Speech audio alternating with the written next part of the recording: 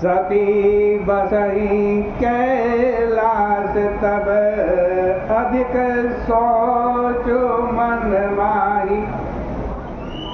मरमन को जान कछु दुख सम दिवस सिरान। मन में बड़ी चिंता, एक दिन भी युग के समान पार्वती जी को लग रहा। नित नव सोच सती और धारा कब जिन दुख सागर पारा। मैं जो कीन रघुपति अपमाना मुनिपति वचन मृषा करी जाना। तो फल मोहि विधाता दीना जो कछ उचित रहा सोई कीना। अब विधि अस बोझई नहीं तो ही शंकर विमुख जीवासी मोही। कही न जाई कछु हृदय गलानी मन महु राम सुमिर सयानी। जो प्रभु दीन दयालु कहावा आरती हरण वेद जसु गावा। मैं तो मैं विलय करऊं कर जोरी छूटऊं वेद देह यह मोरी। ये मेरा शरीर ही छूटता है। जो मोरे शिव चरण स्नेहो मन क्रम वचन सत्य व्रत है हो। तो सब दरसी सुनहि प्रभु करो सब एक उपाय। होई मरण यही नहीं श्रम दुसह विपत्ति विहाई। इस प्रकार की होने वाली त्रुटियों को काल, कर्म और गुण के द्वारा प्रेरित कहा जा सकता। ये त्रुटि काल और गुण के द्वारा प्रेरित होकर के हो।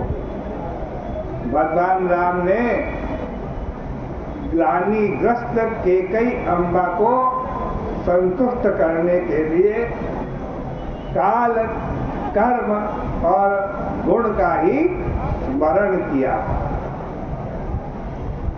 जब राम जी पहली बार मिले न कैकेयी से तो क्या कहते हैं? बसव राम भेटी कैकेयी सरल स्वभाव भगति मति देई। पग परिकीन प्रबोध बहोरी काल कर्म विधि सिर धरि कोई। उत्तरकांड में काल, कर्म और गुण के साथ स्वभाव की भी गणना की गई है। उसमें बताया गया है कि किस तरह काल, कर्म, गुण और स्वभाव के घेरे में व्यक्ति घिरा हुआ है। तीरथ सदा माया कर प्रेरा काल, कर्म, स्वभाव गुण घेरा।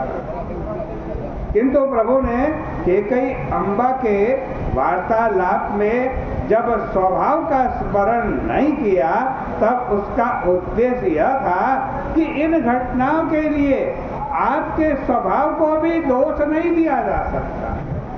कैकेयी अम्बा का स्वभाव औदार्य से भरा हुआ था। उनके स्वभाव की झांकी उस समय सामने आ गई जब मंथरा के द्वारा उन्हें राम के युवराज पद पर अभिषिक्त किए जाने का समाचार ज्ञात हुआ।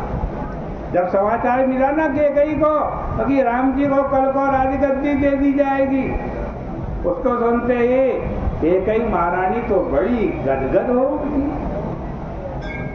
मंत्रा से बोली तू जो चाहे वो पुरस्कार ले ले। साचे हूँ राम राज जौं काली, साचे हूँ राम राज जो काली, देव तो ही मन भावती यारी, जो तुम मांगो तुम। ऐसे उदार हृदय वाली यदि इससे भिन्न आचरण कर बैठी तो उसके पीछे राम जी कहते हैं मैया तुम्हारा दोष नहीं है, इसमें काल कर्म और विधि की प्रेरणा रही होगी, किंतु कुछ लोगों का स्वभाव इससे सर्वथा भिन्न होता है। बोले अपराध में ये आनंद की अनुभूति होती है, अपराध करके वो खुश होते हैं, उनके मन में ग्लानि नहीं होती। अपराध उनके लिए क्षणिक आवेश मात्र ही नहीं होता, वह उनका स्थायी भाव होता है। इस प्रकार की प्रकृति के लोगों को खल कहा जा सकता है। इस प्रकार के व्यक्तियों के जीवन में यदि कभी श्रेष्ठ कार्य करने की प्रवृत्ति उत्पन्न भी हो जाए तो वह संग का क्षणिक प्रमाण मात्र होता है। श्रेष्ठ कार्य करने पर भी वह अपने स्वभाव का परित्याग नहीं करते हैं। ऐसे ही लोगों की व्याख्या इस पंक्ति में है। क्या कि खलहु करहि फल पाई सुसंगो, खलहु करहि फल पाई सुसंगो।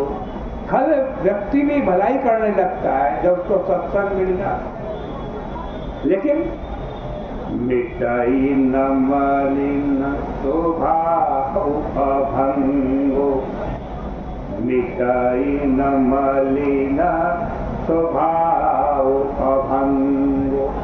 जो मलिन स्वभाव उनका बन गया है वो अभंग होता है, वो नष्ट नहीं होता, वो मिटता नहीं।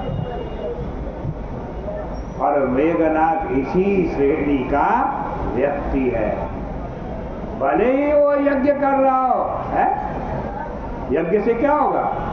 देवता संतुष्ट होंगे, उनको भाग मिलेगा, वो बलवान बनेंगे। लेकिन वो भले ही यज्ञ जैसा श्रेष्ठ कर्म कर रहा हो, लेकिन उसका उद्देश्य क्या है? इस यज्ञ से भी मुझको जो बल मिले, ताकत मिले, मैं भगवान के ऊपर विजय प्राप्त कर लूं, राम जी के ऊपर विजय प्राप्त कर लूं, लक्ष्मण जी के ऊपर विजय प्राप्त कर लूं, इसलिए यज्ञ कर रहा है। इसीलिए विभीषण भगवान श्री राम जी से कहते हैं कि महाराज मेघनाद मखन कराई अपावन, खल मायावी देव सतावन। हे प्रभु, मेघनाद यज्ञ कर रहा है और बड़ा अपवित्र यज्ञ कर रहा है और देवताओं को सताने के लिए यज्ञ कर रहा है। तो प्रभु हो सो पाई नाथ वेगी पुनि जीत न जाए। हे प्रभु, यदि मेघनाथ का यज्ञ सफल हो गया, पूर्ण हो गया, तब उसको जीतना असंभव है, बड़ा मुश्किल है। इसलिए इसके यज्ञ को अब नष्ट कीजिए। तो ये विरोधाभास नहीं है।